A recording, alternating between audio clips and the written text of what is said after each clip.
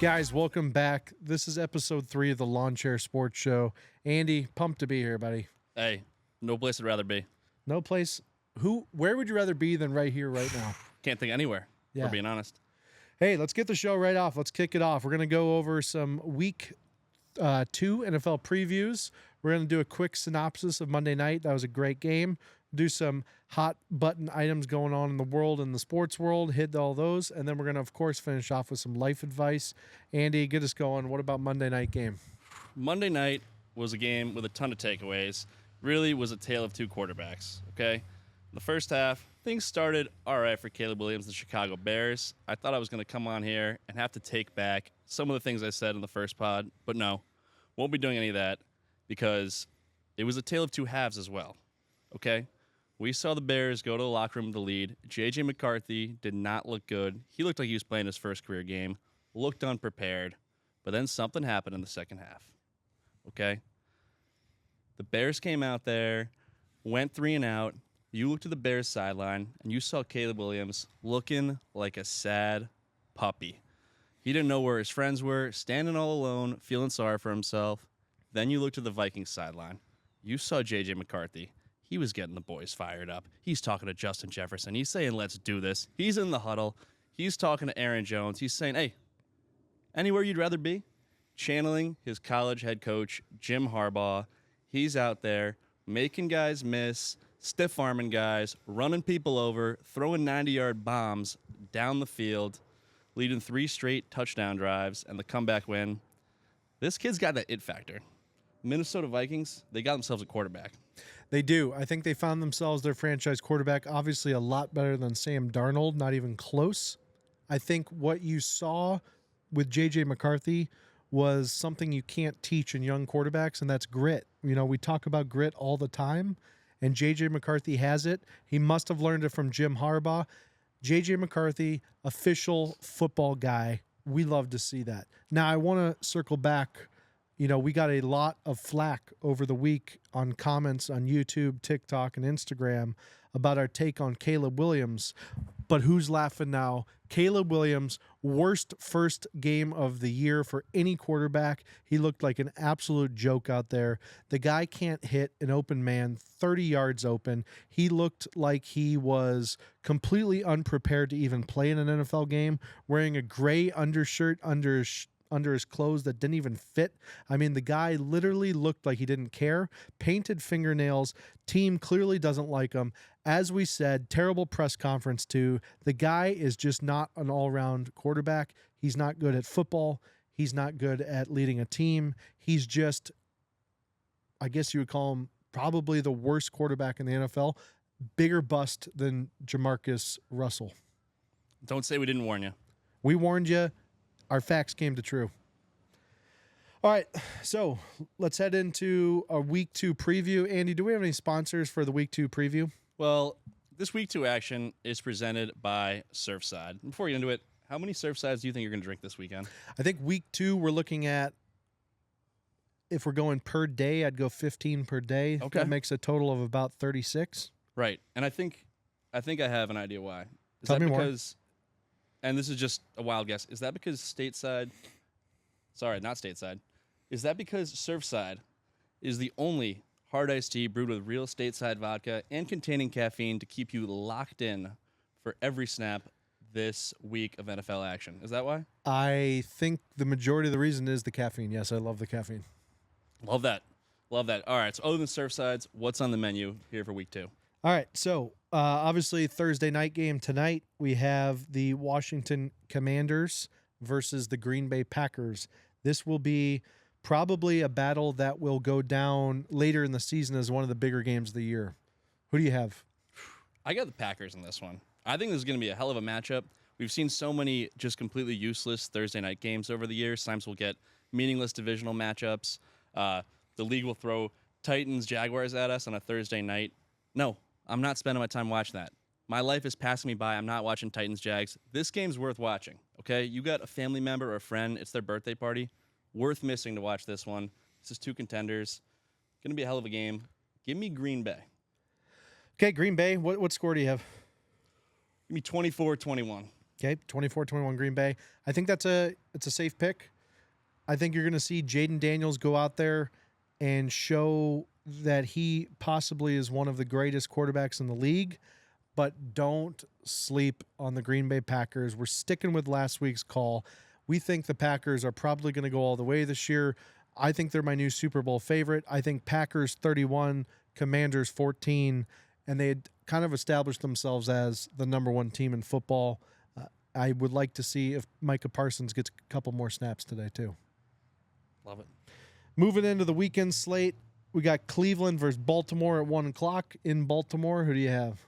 This could be a bloodbath. Tough week for the Ravens, the way it all fell apart. They were in command of the game against Buffalo. Some people are expecting a Joe Flacco revenge game. Not me. I think they kicked the dick in of the Cleveland Browns. I've got a pretty lopsided win this weekend. I'm looking at the Ravens winning, call it 48-14. I think 48-14 might even be conservative. I think Joe Flacco, if there's one thing Joe Flacco knows how to do, it's losing while playing in Baltimore. He did that for years, and so he's very good at that, very accustomed to it. And remember, guys, this is a regular season game against a bad team. No one shows up better than Lamar Jackson in those games. You're going to see Baltimore 52, Cleveland Browns 6. Next game, we got Jacksonville Jaguars at Cincinnati Bengals. What do we got? Give me the Bengals in this one. I think two teams that didn't show out great this past weekend. The Bengals really lucky to win the game. I'm still giving them the benefit of the doubt. I think they pull it out. I don't think the Jaguars are all that good. Give me Cincinnati. Give me another low-scoring affair. Neither of these teams put up a ton of points last week. Give me 20-17. Good prediction. I have a bold prediction. I think this is Hunter's coming out party. I think Travis Hunter comes out. He gets 2 touchdowns quick in the air. I think the Bengals watched the tape from last week and saw ETN get over 140 rushing yards. They're going to be packing the box, hoping the Jags just keep running down the throat. They're going to play action 2 deep to my guy, Travis Hunter. Look out for Travis Hunter to begin his Rookie of the Year campaign this week. Next game on the slate, we have the New York Giants at the Dallas Cowboys. I'll take this one first. I think you're going to see Dak Prescott and the boys come out pretty focused. I think Brian Dable is not going to come out well. I think his reign in the Giants will slowly wane over the course of the year. Look for him to be one of the first coaches fired during the season this year. But anyway, Dak Prescott figures it out. CeeDee Lamb puts his hands back on. Week 2, Dallas 41, Giants 21. I've got the Cowboys in this one as well. I think the Cowboys came out looking pretty strong this past week. Despite trading Micah Parsons away, they still have a good team. They were a playoff team 2 years ago. Dak missed a lot of last year. The Giants are a mess. They say they're going with Russ. This might be the last time we see him, at least in a Giants uniform. I got the Cowboys whooping that ass pretty good. Give me 30-10 Cowboys. Nice. Okay, we have our boy, Caleb Williams, and the Bears versus the Detroit Lions, 1 o'clock. Who do we have in this game? I got the Lions. Tough showing, week 1. They're pissed. Dan Campbell's got the boys ready, fired up, ready to bite some kneecaps off. I think the Lions come out strong in this one. Bears are in shambles. This is going to be a bloodbath. Give me 35-21 Lions getting the first one of the year. Caleb Williams will not be getting 21 points. There's no way. We have the OC coming back to play his old team last year. Amon-Ra St. Brown said he is not welcome in the building, even though Amon-Ra St. Brown would have been nothing without him. But that's okay. We love NFL players who don't appreciate anything. I think the Detroit Lions take this game 31-13 with a missed extra point by the Chicago Bears. I think the calls for Bajent to become quarterback after this game are just going to become louder and louder and louder. Detroit takes it easily. Next game on the slate, we have 2 dysfunctional organizations, the New England Patriots versus the Miami Dolphins. You know, it's been a long time. It's been 6 years since the Patriots went down to Miami and won a game. The last time they won, Tom Brady was a Patriot. Antonio Brown was a Patriot. You might not remember that, but it happened. It only lasted 1 game. It was that game, but it's all going to change this Sunday, okay? Because the Patriots are a mediocre team, but the Dolphins right now are an absolute dumpster fire, okay? Nothing's going right. So as long as the Patriots, they can stay away from South Beach, stay away from the beautiful women and the nose candy, get a good night's sleep, have a healthy breakfast, they're going to get their first win of the year, and the seat's going to get hotter for Mike McDaniel. Agreed with that. I think the Patriots come in. You're going to see Drake May really take over, establish himself as a mid-tier NFL quarterback, which will be perfect. It will leave the Patriots continuing to select draft picks anywhere from 8 to 15, which is really what kills organizations in terms of decades. Robert Kraft will be happy after today's game. Mike Vrabel is going to get his first win as head coach for the New England Patriots. He's going to love doing that in Miami, especially knowing the coach that he's playing. No one respects him, Mike McDaniels. Patriots 31, Dolphins 6. Next game on the menu is the San Francisco 49ers versus the New Orleans Saints. Who do we have in this game? This is a tricky one because a couple days ago, this was an easy choice. I'm taking the Niners because I think the Saints are terrible and the Niners are a very good team. But Brock Purdy's going to be out 2 to 5 weeks. In his place will be Mac Jones. And I watched this guy up close for 3 years. Year 1, actually pretty decent. Years 2 and 3, wish I could have those years of my life back. It's the ultimate test. If this guy can play a lick in the NFL, he's in the perfect situation. So we will see. I think he kind of sucks, but it doesn't matter. This is lopsided enough. I still got the Niners pulling it out. I think it'll be a low-scoring affair. Give me 20 to 13 49ers. Mac Jones, for at least 1 week, keeps them afloat. I don't know if anyone who's watching this program could name 6 players who play for the New Orleans Saints. I think that makes it a pretty easy call. The 49ers are going to win. It's tough to see one of the best quarterbacks in the league, Brock Purdy, who really has done it all himself the last season and a half and with the organization. I think that's why people in San Francisco love him so much, because he's a guy who can lead a program just purely off of his legs, off of his arm strength, off of his knowledge, off of his experience. So they're going to miss him, but Mac Jones, possibly one of the best backup quarterbacks in the league as well, should fit in very nicely for the 49ers and their supporting cast. 49ers 26, New Orleans Saints 13. Next game, we have the Buffalo Bills, one of the best teams in the NFL, versus the New York Jets. Who do we have? Do I smell a trap game? Ooh, I think we might have a trap game incoming. Listen. Bills are riding high off a crazy comeback win in week 1. Things were nuts in the fourth quarter. Everything went right. They're probably thinking week 2, the Jets, we always whoop that ass. But you know what? These aren't the same Jets over the last couple of years, okay? Rodgers is gone. Adam Gase is gone. It's a new day with Aaron Glenn. He's running a disciplined program. They put up a good fight against the Steelers. Give me the upset. Give me the upset. The Jets pulling it off 27-24 over the Bills. Hey, listen, I think that's an absolute BS claim. I don't appreciate it. I feel like it was completely directed towards me. I will say the Bills do struggle to play in New York. The last couple seasons, they've really struggled. I was at the game where Aaron Rodgers tore his Achilles, and we still lost to, what's his name, Garrett, Zach Wilson. Zach Wilson, yes. Bills, I think, figure out a way to win. I don't think it's going to be a blowout. I think the Bills' secondary is atrocious. I hope Justin Fields doesn't decide to be good, because when he is good, he's very good. Every time else, he's very bad. I have Buffalo 21, Jets 17. 1 o'clock slate, we have Seattle versus Pittsburgh. This is an interesting matchup. Some people are calling it the DK Metcalf revenge game.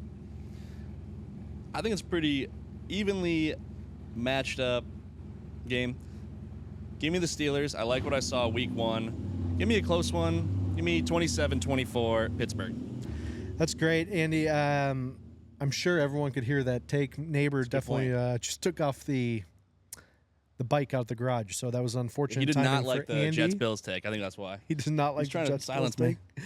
I think Seattle, Darnold figures a way to beat the older Aaron Rodgers. As we talked about last week, Aaron Rodgers past his prime in terms of mobility. Arm strength still there.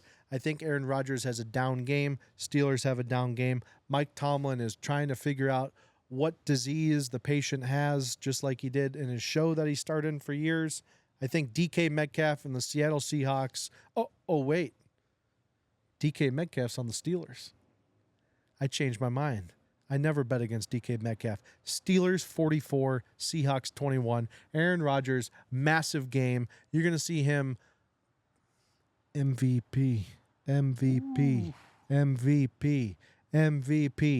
Heinz Field is going to go wild. It's not Heinz Field anymore. It's Acrisure Stadium, but whatever. That's a stupid name, and they do bad loans. Next game on the menu, we have the Los Angeles Rams versus the Tennessee Titans.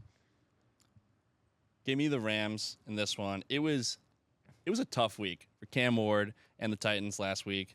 As we mentioned, sacked 6 times. And you know what? I respect the kid because he came to the podium and he said, hey, everyone out here criticizing my offensive line, I want to see you out there try to block the Broncos' defensive front. Pretty respectable words from the young quarterback. That's a guy I'd play for. Certified football guy Cam Ward, but it's not going to be enough. The Rams are a hell of a team. I think they kicked the shit out of them. I think we're looking at 35-10, another tough week for Tennessee. I agree. I think Sean McGravy figures it out. The guy is an absolute rock star. Love his hair flip. I envy the hair flip. I think he is dating a supermodel as well. Matthew Stafford, also a beautiful looking smile, definitely real. I think the Los Angeles Rams come in there. They eat Cam Ward's lunch. We did talk about last program how bad Cam Ward was.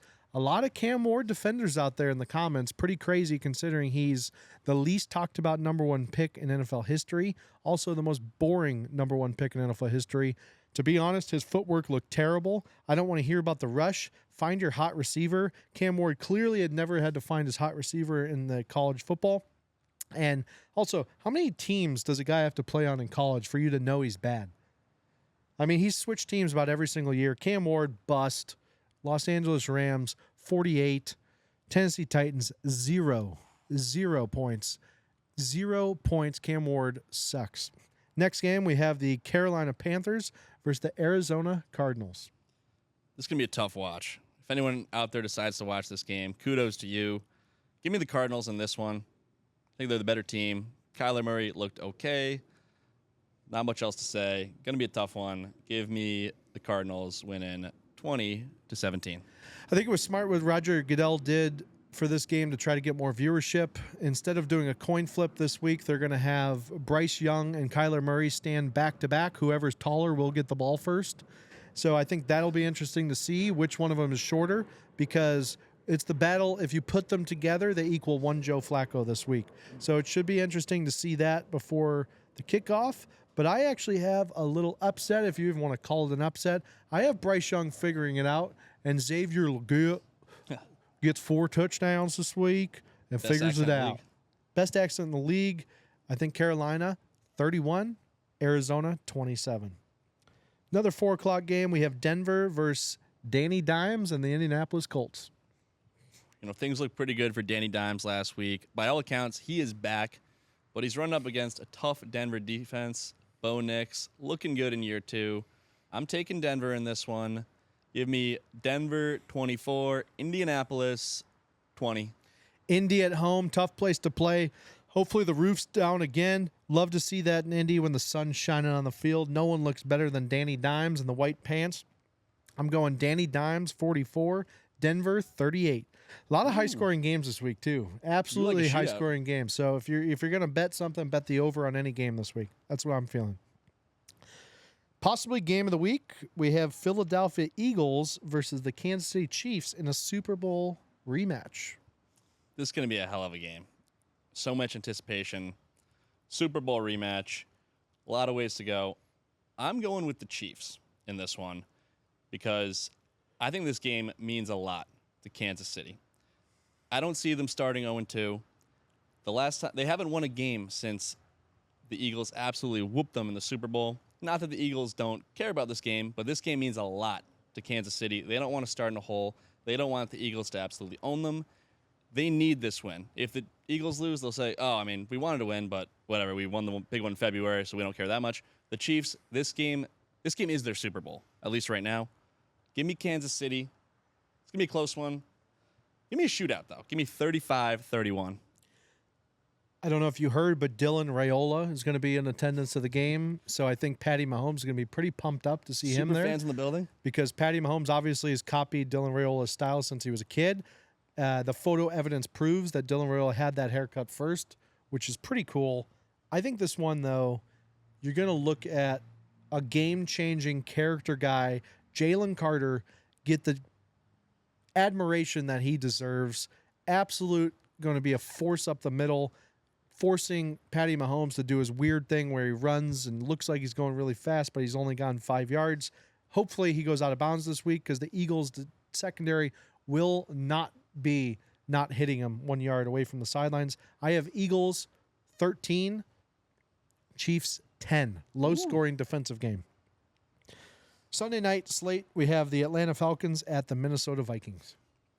So at first, when I saw this, I was a little confused why this is the Sunday night game, but then I realized this is a rematch of the national championship in football 2 years ago when Michael Penix went up against J.J. McCarthy. Also rematch the 1998 NFC Championship. Be curious to see if any bad blood from that game carries into this one. I liked what I saw from J.J. McCarthy this past week. I got the Vikings in this one. Give me Minnesota 28, Atlanta 20. J.J. McCarthy, grit guy, has only lost 5 games as a starting quarterback his entire career. He does not get his 6th loss. Minnesota takes it over. Kevin O'Connell figures out another way to win. Justin Jefferson, big game. Start him in fantasy. Bet him if you're betting. This game is going to be a blowout over by third quarter. You're looking at Minnesota 38, Falcons 18. Monday night game, we have the local Tampa Bay Buccaneers at the Houston Texans. I like the Bucs in this one. Baker is that guy, as we said before. He's a friend of the program. Okay? Friend of the program. He's been tuning in from the very start. We love Baker. These Love teams you. played in a very memorable shootout. I believe it was 2 seasons ago. I've got another good game in the works. Give me the Bucs, 27-24 over Houston. I think Emeka Abuka continues his streak. I'm looking at 2 more touchdowns from him. Double teaming Evans on the other side leaves him open. The guy's slippery, called his own touchdown pass. I think Baker Mayfield shows the league why he was the number 1 pick 10 years ago. CJ Stroud shows us why he continues to lose national championships at Ohio State. I have Baker Mayfield and the boys 26, Houston Texans 13. That rounds out this week, week 2. I think it's going to be another great week. I do want to just point out that week 1 broke record viewership numbers in the NFL. So kudos to you guys at home for doing nothing this past Sunday. That's what we're going to do again this Sunday. Let's try to break records again. I'm going to be on the couch from 12:30 to about 12:30. That's usually my Sunday routine / Monday morning routine. Andy, what are your thoughts? I'm not surprised that we're breaking viewership records. People don't want to do shit, and I don't blame you because all of the exciting hits and NFL action, we've missed this over the past few months. It's exciting. Like you said, I'm going to be on the couch, from 12 to 12, and I can't wait for these international games to start, okay? Because I don't want to wait till 12 to be a degenerate in front of my TV, okay? Why would I want to accomplish something in the morning? No. Get me in front of the TV at 9:30 a.m. to watch 2 non-contenders go at it overseas. That's what I want. I need over 12 hours of football, but for now, I'll have to settle for just 12. Love it. Okay, next segment. Do we have a sponsor for it? We do. Okay, so this next segment, this is the What's Going On rapid fire segment. What's going on? What's going on? Rapid fire segment presented by SeatGeek. So SeatGeek is the #1 ticket marketplace to get the best deals on tickets to concerts, sporting events, and all of your live events that require tickets. Next time you need tickets, don't just go to any website, go to SeatGeek. Okay, what's going on? We're getting into current events in the world of sports. Trent, what are we starting off with? So one thing I wanted to talk about is obviously as we're going to watch Thursday Night Football, Amazon's making a weird push into all their AI Thursday Night Football metrics, such as highlighting players giving them percentages as to how many times they're going to blitz or when they're going to blitz. or which receiver's percentage can get the ball. It's absolutely ruining the viewership of the game. There's no basis of evidence that Amazon's even using real numbers in their AI. I think they're completely making it up. I think they're secretly paying Tony Romo to sit in the back and just highlight these people. It's kind of like that one big AI tech firm that had hundreds of millions of dollars in investment, and it was going to be like AI agents, but then they found out the whole time that it wasn't actually AI agents doing the work. It was just a bunch of Indians in India secretly doing the work, and then the guy ended up going to jail. That's what's going on with Amazon's weird AI metrics. Don't like them. I think they're bad for the game. Don't let AI into football. So I'm going to zag here because when I started watching football as a kid, I would tune in because what did I want to see? I want to see AI, okay? I don't care about the athletes on the field. I don't care what they're doing. I don't know what they're doing, okay? I tune in for analytics and AI. I need to know the win probability. If it's 30-0, how do I know that the team up 30 is probably going to win the game? I need to be told that, okay? AI is helping me think in ways that I was not capable of thinking previously. It's incredible. I hope we see more of it across sports because it's only enhancing the product, and I just want to get further and further away from football and closer to fully AI. I think that's fair. I didn't even think about a viewer like you, to be And honest. it's what the fans want. I mean, that's what fans have been saying. They said AI, AI, AI, and we can't wait for it to be back this fall. No, that's a good point. I think most of the people who comment on our videos would probably agree because I don't think they have any clue what's going on either. That's right. Shout out the real ones, though. Love you guys. Love our But anyone listeners. who was negative definitely needs AI on Thursday night games. Kind of transitioning out of the NFL, Mike Tyson has announced a fight with Floyd Mayweather. Apparently, it's going to be an exhibition fight. This is clearly just a money grab for two retired boxers. Sad to see. Mike Tyson has Parkinson's disease, and Floyd Mayweather has CTE, and it's very sad to see. However, depending on what day it is, depending on what time of year it is, if it's in a lag between sports seasons, I will be tuning in. I'm hoping it's on Netflix. If it is on Netflix, I'm hoping the stream works. What are your thoughts on this fight? I'm so tired of these retired fighters in these marquee events. It's kind of sad to see. We saw Mike Tyson fight Jake Paul recently, and he was just a shell of his former self. I'm going to talk about how dumb it is every minute leading up to the fight, and you're damn sure that I'm going to watch that thing. No matter what, wouldn't miss it for the world. I got to imagine that Floyd Mayweather kind of whoops Tyson's ass. He is a lot younger and way less removed from being an actual fighter, but it's sad, it's stupid, and I'm 100% going to watch. I will watch as well. So, hot take. A lot of people on the internet have been saying that Josh Allen has already locked in the MVP for this year. I think if he just keeps going at the rate he's at, it's a high likelihood. I have Josh Allen for MVP 2025-2026 season. He's going to double time as MVP, and then he's going to win the first Super Bowl for the Buffalo Bills this year. What's your take on that? I am biased. Hey, some people say it's a bit early, but you gotta look at what your eyes are telling you. This guy is on another level, and yes, we're going to play out the remaining 16 games for each team, but it's a wrap. All these guys never won an MVP, looking to get there first. Maybe next year, buddy, because this guy's taking the league. This guy's taking the award and running with it. Yeah, and I think what's important, and Chris Collinsworth did this a lot in the Sunday night game, is to talk about Josh Allen's wife. Chris Collinsworth does love to talk about people's girlfriends and wives. It's pretty much all he does on the sports, commentating side. All he did was talk about Haley Steinfeld and their beautiful wedding in California. I don't need to hear about the wedding anymore. I want to hear about this guy's AI stats.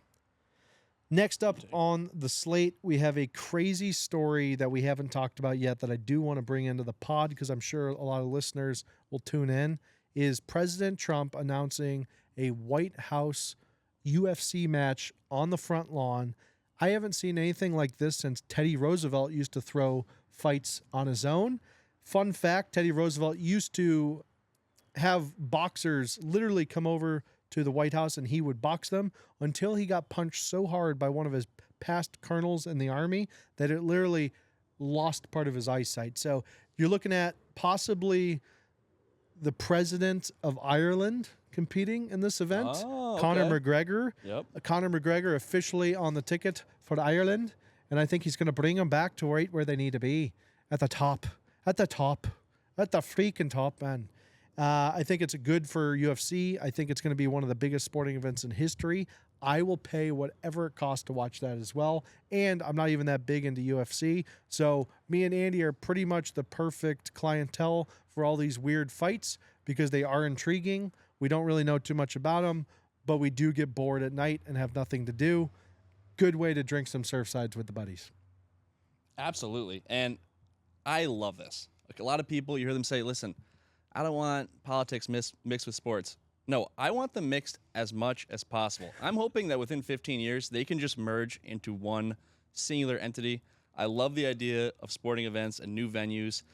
Doing it on the White House lawn is awesome. I would love to see potentially an NFL game on the White House lawn. You're playing games overseas, so why not a nice little trip down the road for the Commanders, White House lawn game. It could be a classic every year. I think the fans would absolutely love it. Agreed. Okay, so USF local team here in Tampa, typically not even talked about in the college football world. They've kind of fallen behind. Since the Big East went down, USF has really been kind of the sixth team in Florida that people talk about. Not anymore. They're coming off of a huge upset in Gainesville against the Florida Gators. They're also coming off a win against Boise State, who was in the college football playoffs last year. So they're riding high. They have a quarterback, Bynum Brown, who is quite the specimen. If you've seen him play, the guy's got legs for days. He's got huge quads, and he's a great runner. Now, they do face the Miami Hurricanes this weekend. They're both ranked. This is the first time USF has been ranked in a long time.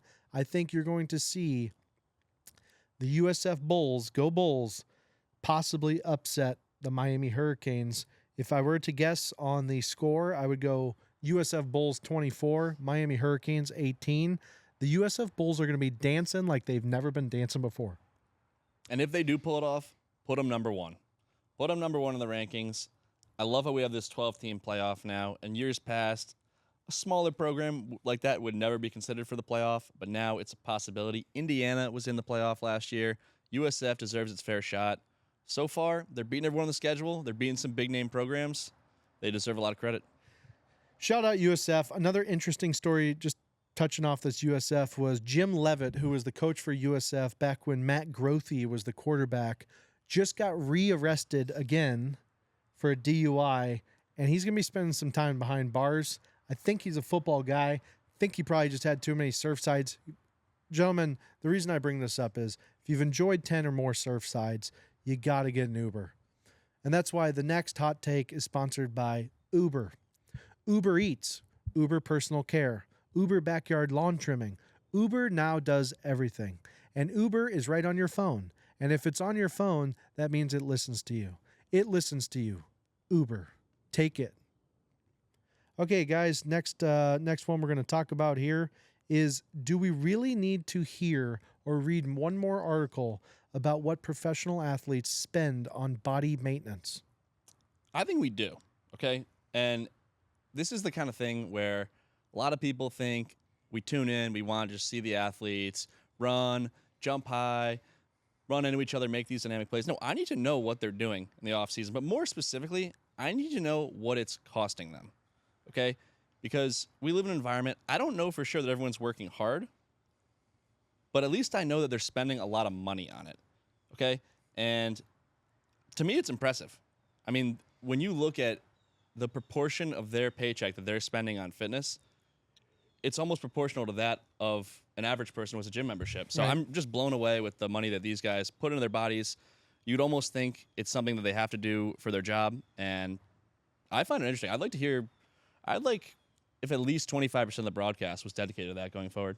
I agree. I think it's good to know that when you hear the numbers put out there, hundreds of thousands of dollars, millions of dollars, it really does make you look in the mirror and go, wow, I'm not really even sure what they mean by money spent on body maintenance, but I did get a green smoothie last week that was overpriced, and it makes you think that you're on the right track.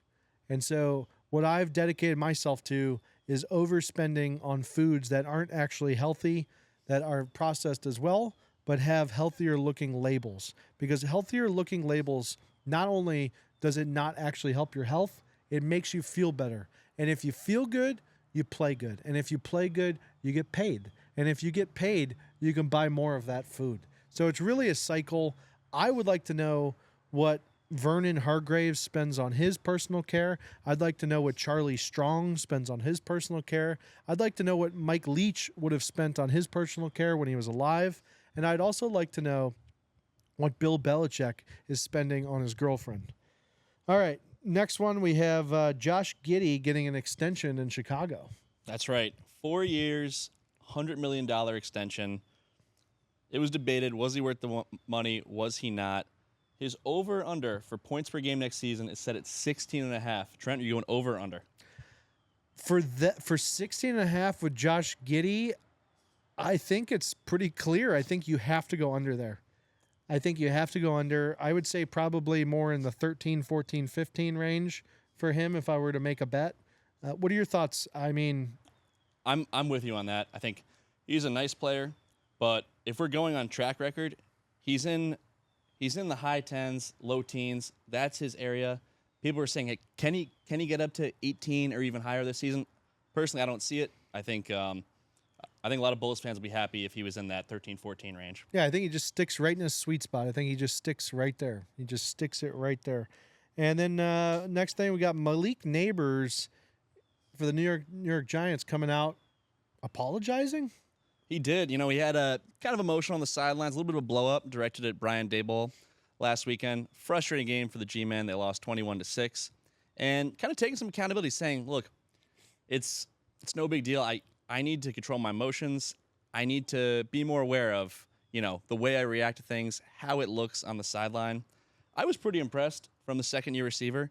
It begs the question: are we seeing a new leader emerge in New York? There's been a clear leadership void with the Giants over the past 5 or 6 years, and I think the line of delineation is clear. That's when Odell Beckham walked out the door. Is Neighbors stepping up to kind of fill that void and lead the Giants into a new era? We have sources in the Giants organization that says there's a reason why his teammates voted him captain this year. And Malik Neighbors has really taken that C on his chest seriously. And yeah, did he make a couple mistakes? Like literally every mistake he could have made in the first week of being a captain, he did. But he owned up to it, and that's not what many captains would do. But Malik Neighbors, look for him to just kind of keep being that backbone for the organization, leading them through tough times, good times. That guy has what you call, and it's really an innate ability of just leadership. So good on Malik Neighbors. We love to see him. He's also a friend of the program. Okay, Lamar Jackson. This one got a lot of views for us last week as well because it's an interesting story. I do think he should have gotten arrested for the assault that he pulled on the Bills fan, but I get it. Not everyone agreed. What did Lamar Jackson say this week about this? Lamar Jackson, he apologized himself for pushing the fan retaliation, but his message to the fan was basically, hey, buddy, next time, just chill. Just chill. And you know what? I respected that response from Lamar because so often these days we'll have these athlete-fan interactions, and the athletes act like they were on the brink of death. They'll make an analogy of, oh, well, what if I showed up at your work and started yelling at you and pushing you? Which is actually crazy to think about. How wild would that be if you were just at work and a pro athlete started yelling at you and pushing you? But I appreciate Lamar Jackson not making a huge deal out of it, and he gets some credit in my book for that. Playing it cool. Yeah, I think Lamar Jackson just shows once again that he is the worst regular season quarterback of all time, and he should be in prison for shoving the Bills fan. I'm done with Lamar Jackson shove talk. I think we need to go to the next segment. The next segment is Life Advice. I believe this week we do have a sponsor for Life Advice as well. That's right. So this week's Life Advice segment is sponsored by Publix Supermarkets. Publix is one of the places for you to get groceries and all of your household needs in exchange for money. Head on down to Publix. Use promo code LawnChairSports to get 15 cents off your pub sub when you order at least 30. That's promo code LawnChairSports at checkout. Let's get into it. Life Advice, what we got this week? All right, so we just have one this week. This is from Steve in Pennsylvania, Kentucky. Ooh. Interesting. Said, hey guys, I need some life advice. I've been single for a while now, and honestly, I think even the dating apps are starting to feel bad for me.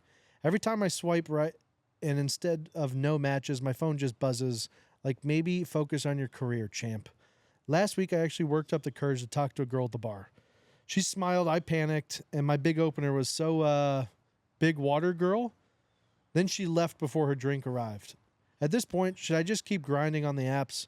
Should I hire a hype man to follow me around like I'm an NBA player, or just accept the fact that my soulmate might actually be my DoorDash driver who at least pretends to care when she says, enjoy your food? Now, Andy, I've been really thinking about this one because I feel for him. I feel like a lot of people are in the similar situations as him. I think I might have a hack for everyone out there who's single and struggling to get girls to, like them on Tinder, to talk to them at bars. Hear me out. I think one of the biggest untapped dating potential markets is Facebook Marketplace. What do I mean? So listen up. How do you do this? It's a very easy and executable idea if you follow it exactly how I'm going to explain it. Find 2 chairs, make them trendy, go to IKEA, buy them for $99 a pop.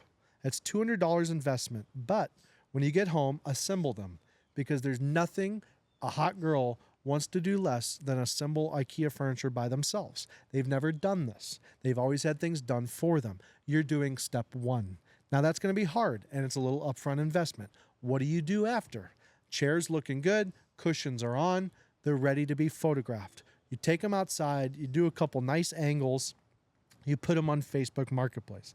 Here's where it gets weird. I want you to discount these chairs to about $125 for the set of 2. What's going to happen? Your Facebook Messenger is going to be popping with requests for these chairs. Now is your opportunity to filter out all of the people that reach out. I'm talking 50 to 100 people are going to be reaching out in the first 2 hours. Let's say 25 of them are hot girls. You bait all 25 girls into thinking you're going to sell them the chair, and you weave into the conversation, just normal conversation.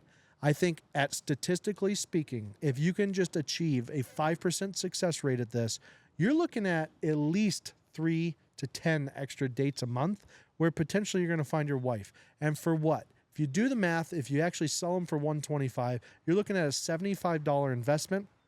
That is cheaper than Tinder Premium. That is cheaper than Bumble Premium. And it's definitely cheaper than everything else you guys are trying at the bar. So again, go to IKEA, buy some trendy chairs, put them up, and use those as the bait to get the conversations going. I love it. I think it's absolutely brilliant. And first of all, good on you for going out there, taking cuts, trying to talk to the ladies at the bar. But the reality is, we live in a dog-eat-dog world.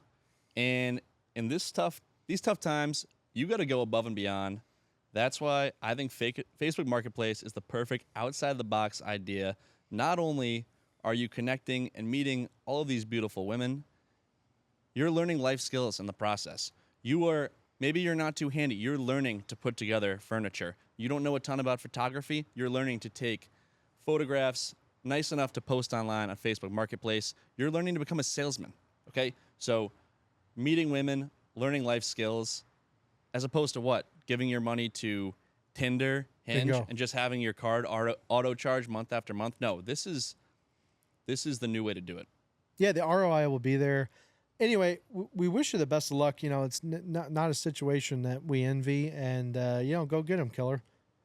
Last thing we're going to do this week is a simple philosophical question that I wanted to ask you about, Andy. I kind of held this one in my pocket. I didn't tell you about it pre-show. I'm excited.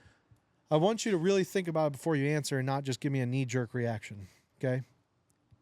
If you were a hot dog and you were starving, would you eat yourself?